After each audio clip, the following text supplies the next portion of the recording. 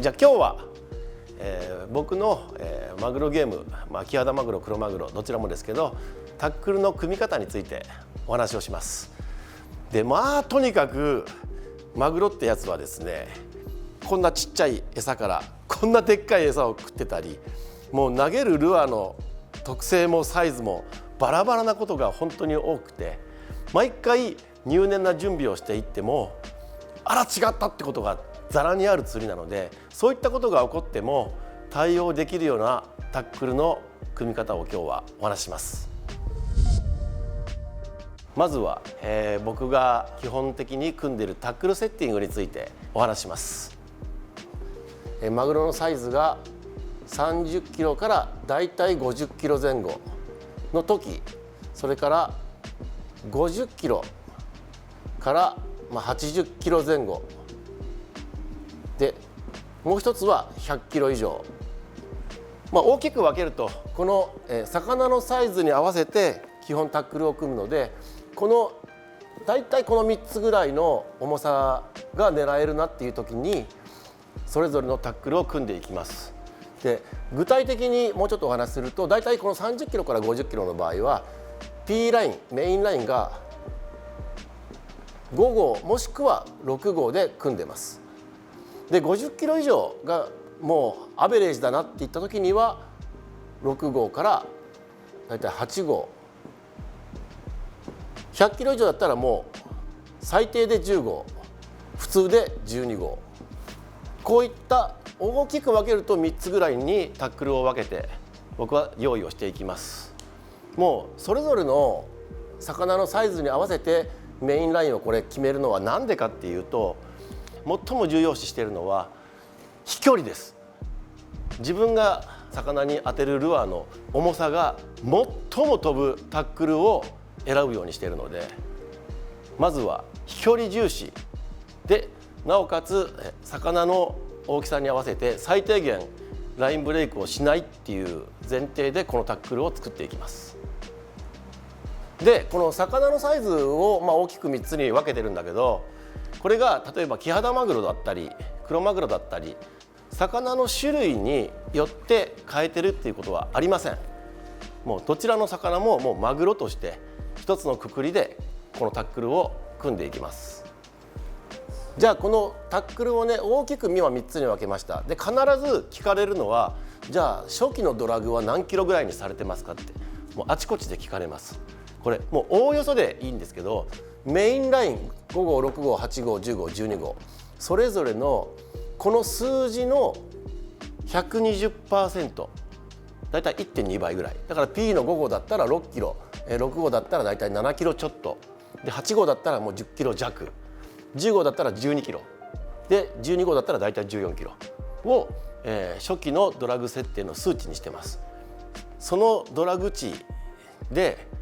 想定している魚のサイズぐらいだったら、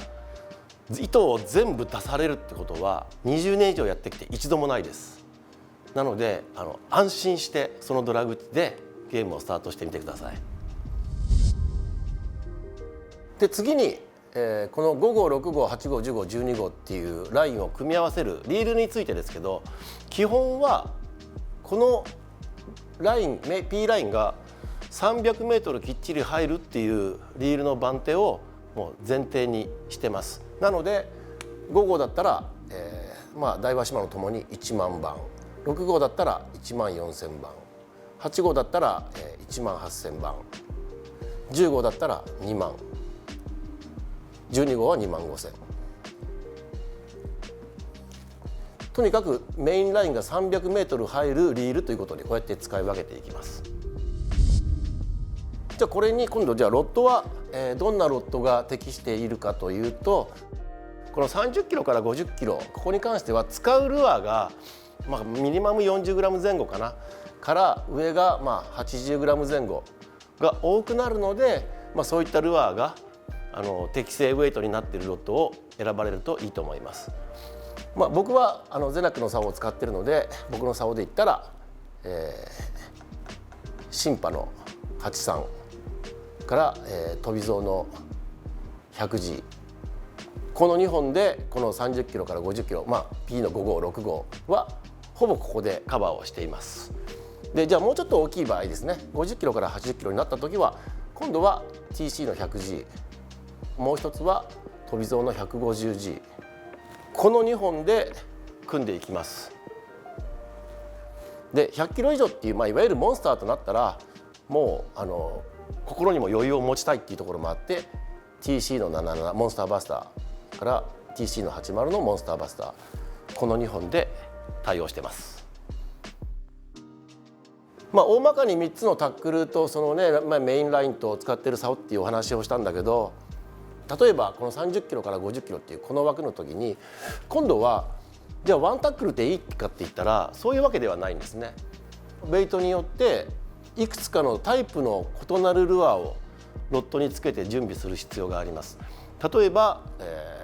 フローティングのダイビングペンシル、それからフローティングのポッパ